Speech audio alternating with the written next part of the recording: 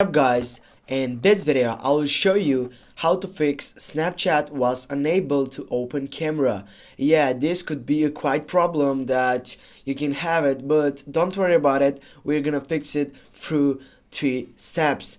Firstly, what you need to do, you need to get off from your Snapchat and then you need to go for your settings on your phone.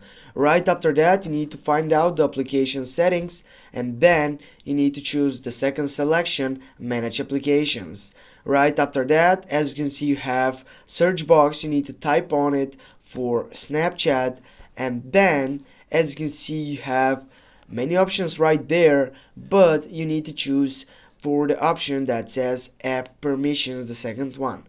Right after that, as you can see, the first side, it is camera side.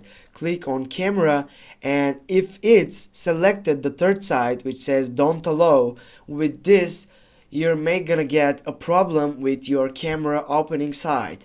Now what you need to do, if it's on your screen, you need to go and select the first selection which is allow only while using the application. Now get back, and with this you're gonna get up and fix this problem guys. Thanks for watching. Don't forget to hit that like and share the video. See you soon.